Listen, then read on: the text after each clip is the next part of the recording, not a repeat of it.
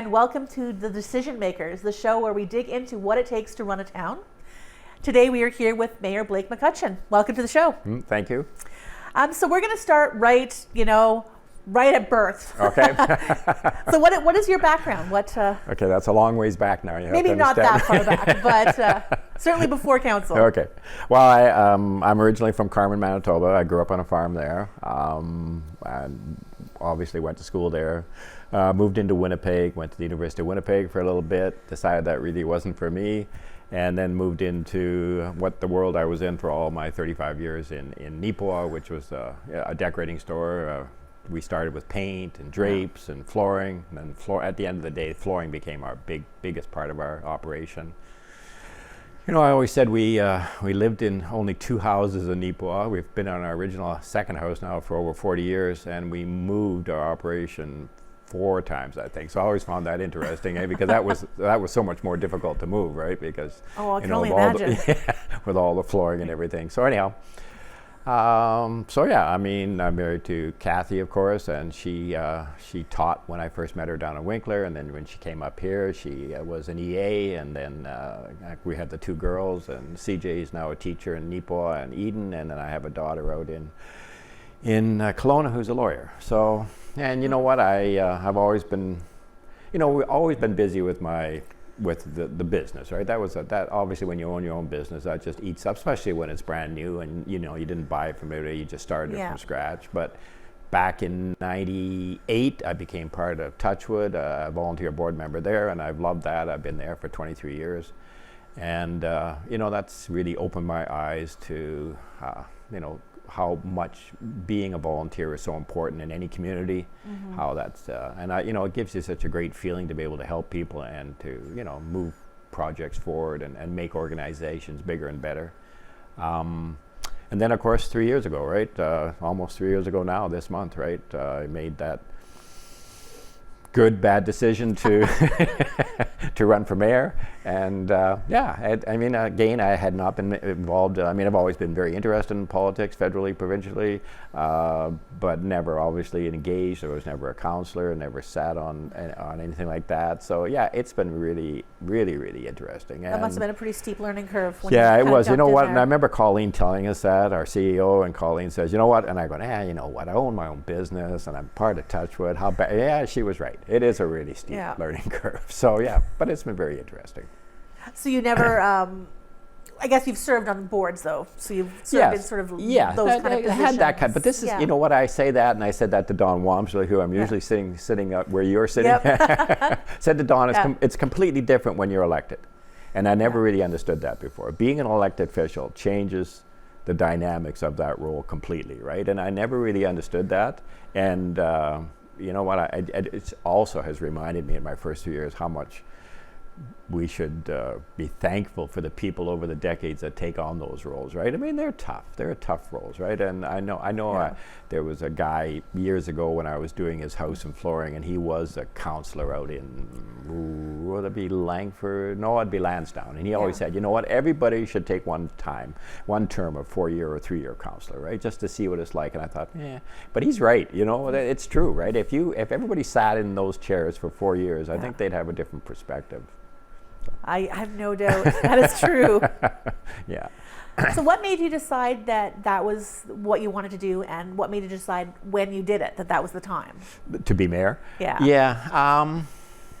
I think I said that back 3 years ago. If you'd asked me the year before or 6 months before, I would have said no. But, had no interest, not no interest, but just something I wasn't going to do at that stage of my career. I was getting deep into my 60s.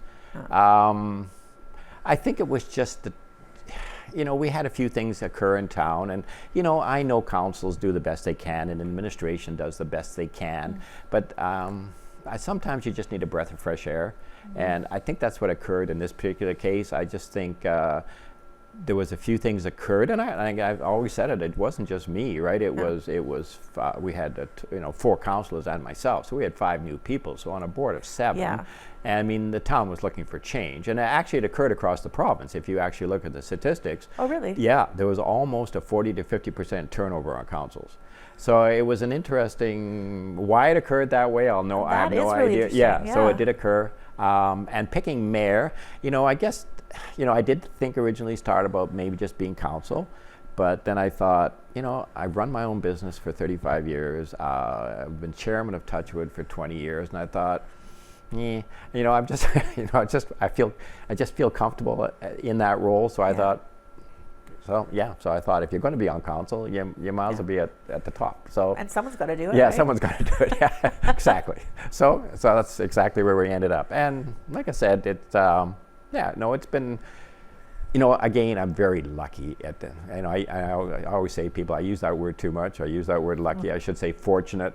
But, to come into the town at this particular time, right? We have such a talented administration staff. I got a really good council, and this town is just booming, right? So I mean, we're so fortunate to have, you could be stepping into a town where you're trying to figure out how to collect enough taxes because your population is decreasing, and we got the opposite problem, right? We're trying to figure out how to have enough sewer, have enough water, new fire hall, new RCMP, but it's exciting, right? So It does make for a lot of work, though.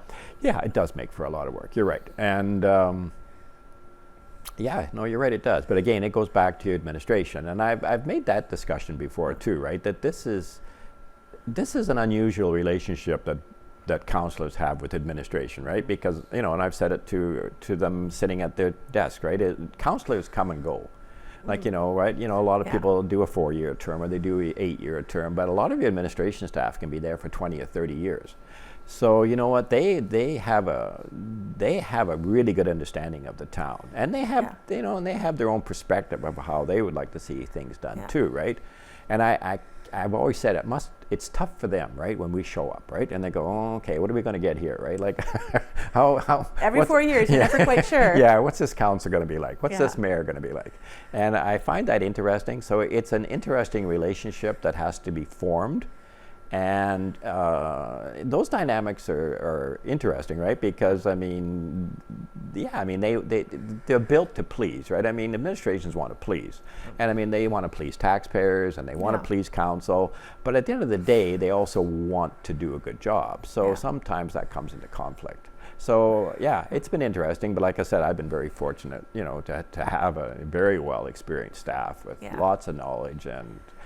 Yeah, so you know what, it's worked out well. Yeah, I mean, that's where your continuity comes from, right? Because you can't have the town stop running every 4 years while people figure out how to run it. Yeah, that's exactly right. And I think this was a little bit more challenging because to get 5 new people on the council was a huge turn, right? We were very lucky. I've said that before too, right? To have Murray Parrott and Daryl Gerard stay, that was good because you kept that stability of people that had a good understanding of how the system works and what the town was kind of heading in the direction of. So and we've relied on them, and so it's worked well.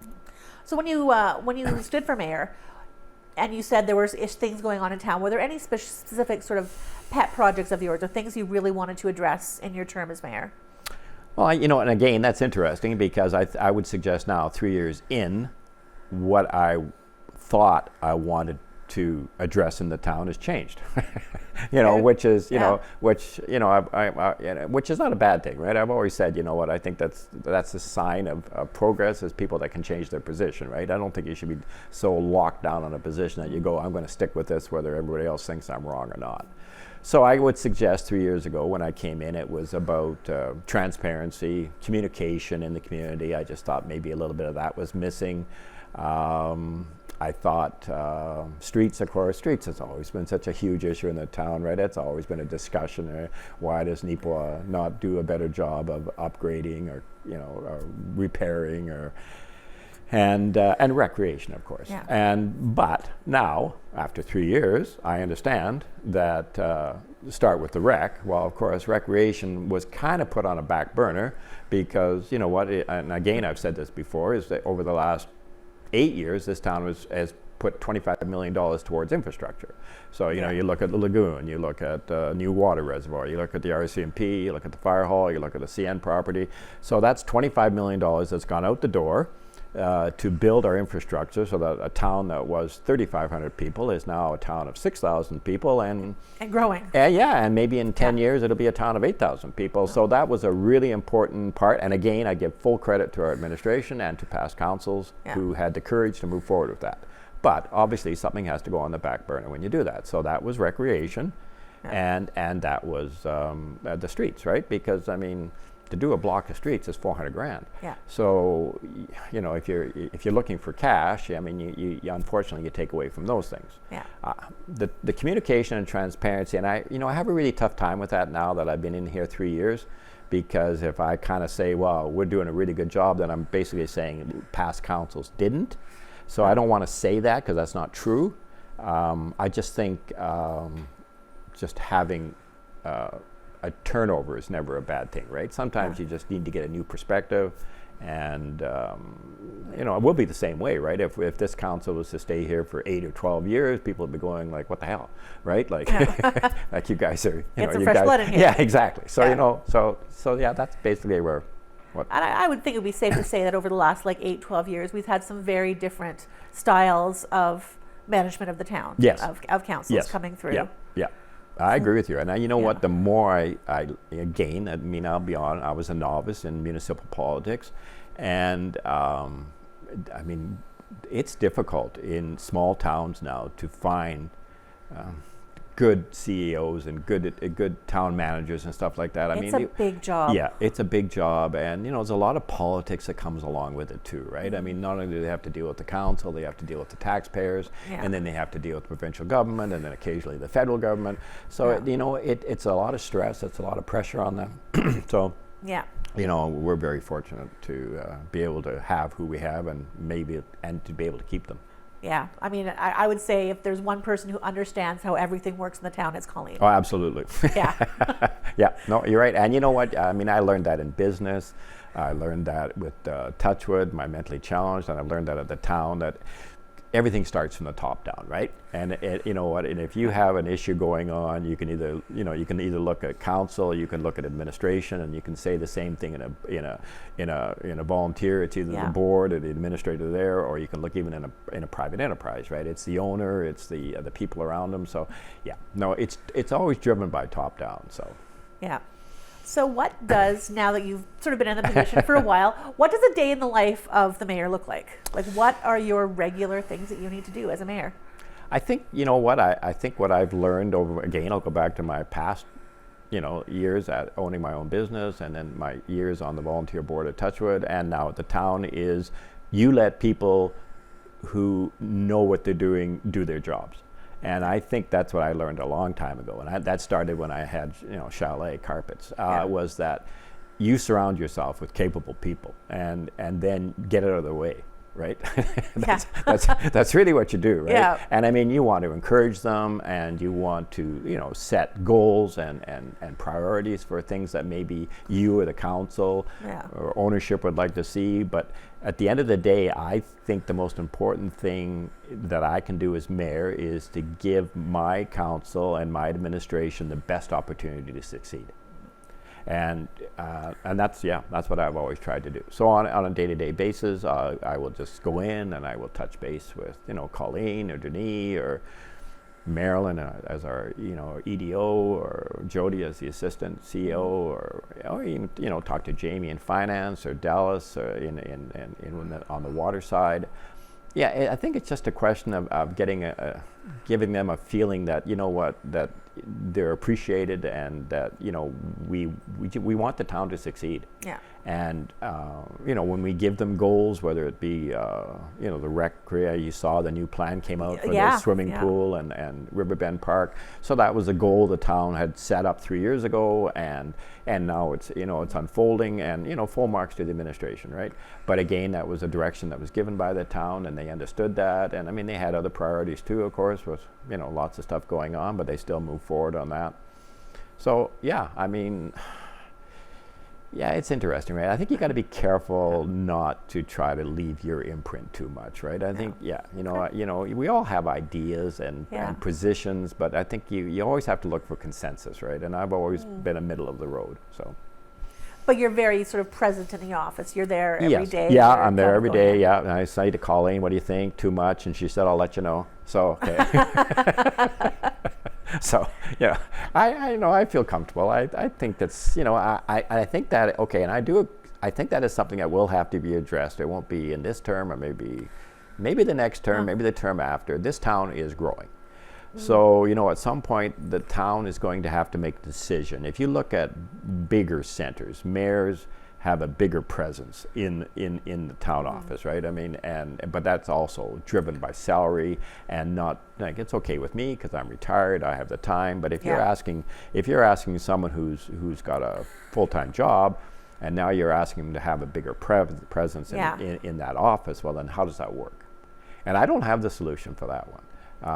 But I think that at some point, someone's going to have to make that decision. And I think what I've learned is, it doesn't have to be the whole council. It just has to be the mayor. The mayor has to have the big presence there, right? Because then he can talk to the administration staff, and then he can talk to his councilors, and then you get that natural, flow back and forth. But you need that one person, right? And it'll be interesting to see, because you're not always going to get retired people that are going to be mayor. So it's tricky for people to take on that role, and I give them full marks for doing it. But it's a heavy task. What kind of time commitment do you kind of put into it? I'm sorry? What kind of time commitment? Oh, it just depends on just roughly. Yeah, roughly. I mean, if you're talking, I guess if you're saying everything that goes... Everything. Yeah, that's a good question. Things that you don't I know. I've never really figured that out, really. It wouldn't be hard to put in definitely 15 to 20 hours some weeks, and then, it just depends on the week, right? But if you start, thinking of all the meetings you go to, and then some of the things you have to do in the town, and you add up the time people spend talking to you about town issues, reading up on stuff, ceremonial stuff. And then probably adds up. And sitting worrying about stuff. Yes, I think that counts too, doesn't it? Exactly. Yeah.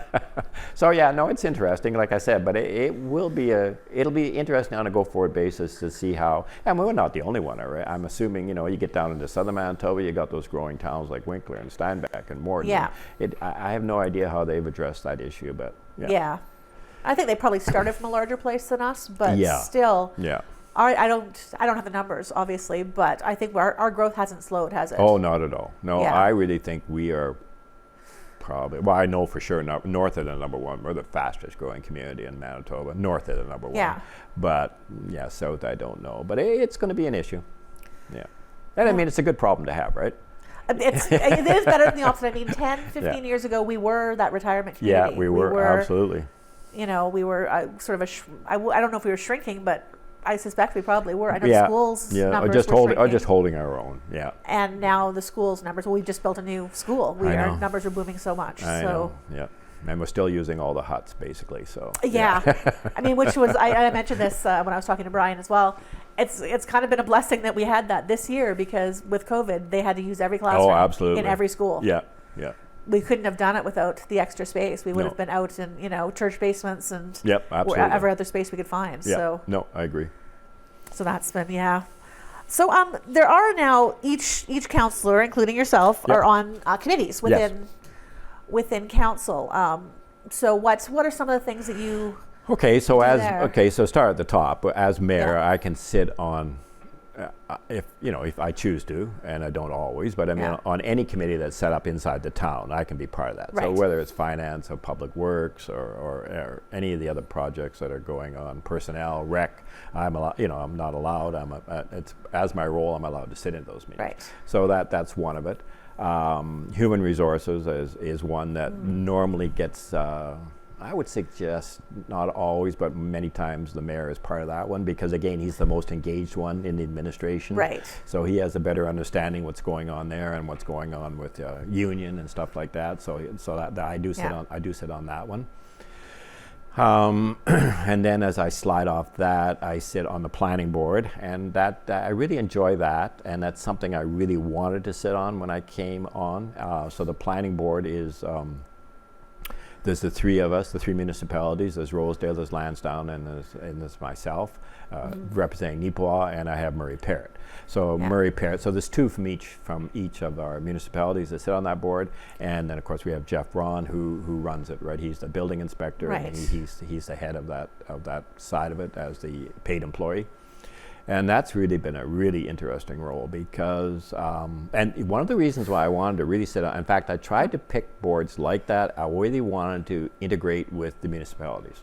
So that allowed me to sit with, people that sit on councils from Rosedale, Lansdowne, Langford on some of them. And I really wanted that because I really wanted to meet those people because, if we're going to grow as a community, then obviously we need our surrounding municipalities to be on board, and we need them to feel like they're being valued and that, that they are part of the growth that we're doing, right?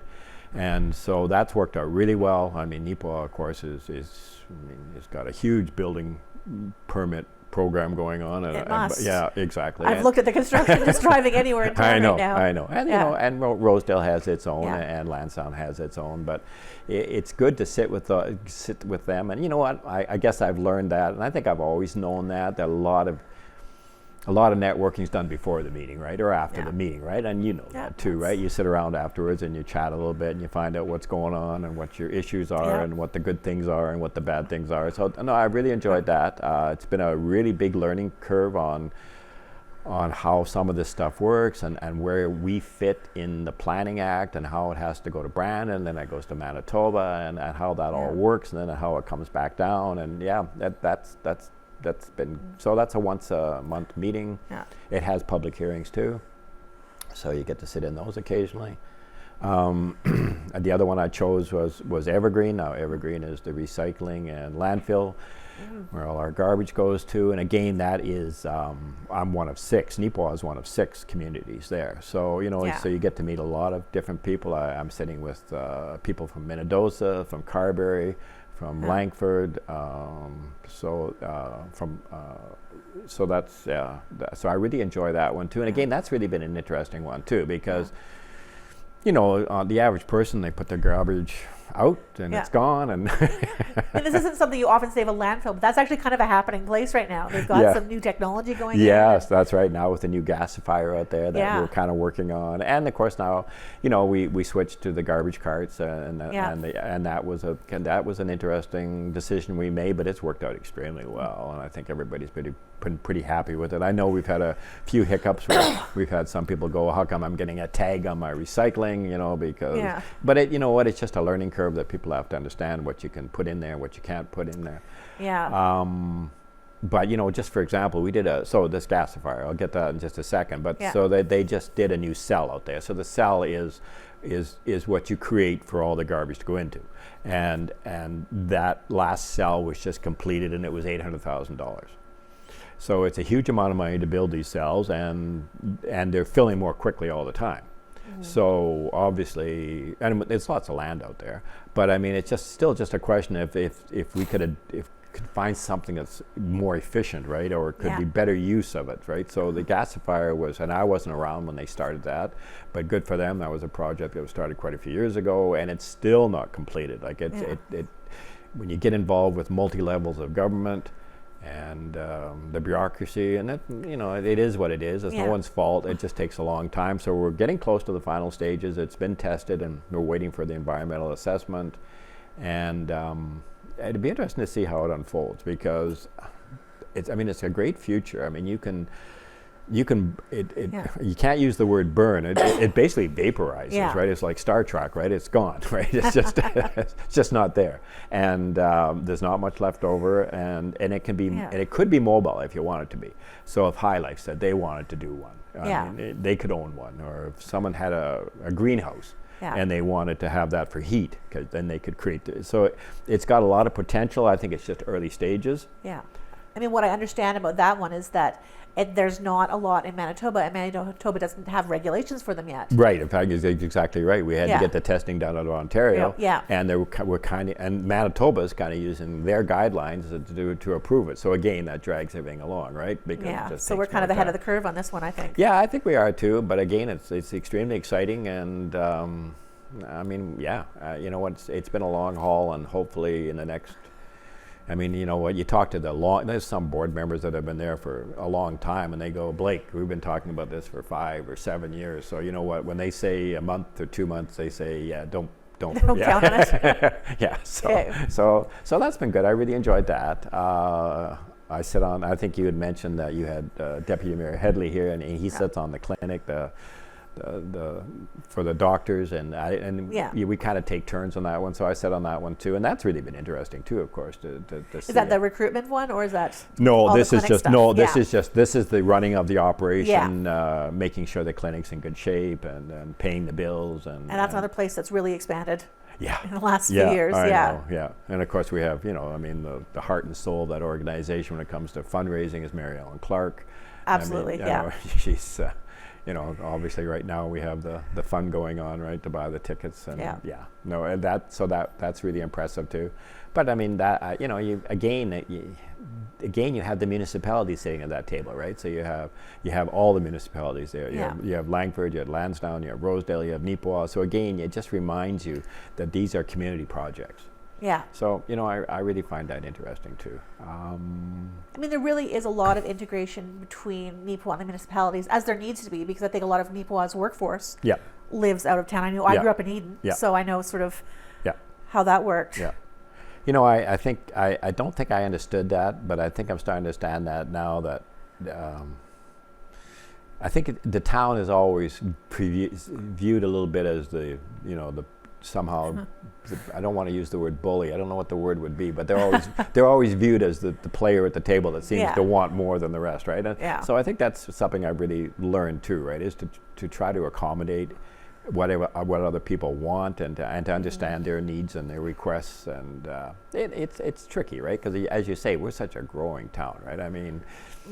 And we're going to have to figure out how to get bigger, right? I mean, the footprint of Neepawa is coming to an end where we're going to have to kind of start looking around, where we expand, right? And that will be slipping into a municipality, and not in my term or in the next term, but it's going to come here eventually. Yeah. So, maybe sooner than we think. Yeah, maybe sooner than we think, exactly. Looking at, the construction on the CN property, and then we're out on the old chicken barn site, and... Yeah. No, we're good, and I know the town is going to call them that forever. No matter what's on those properties, that's what they're called. No, I agree.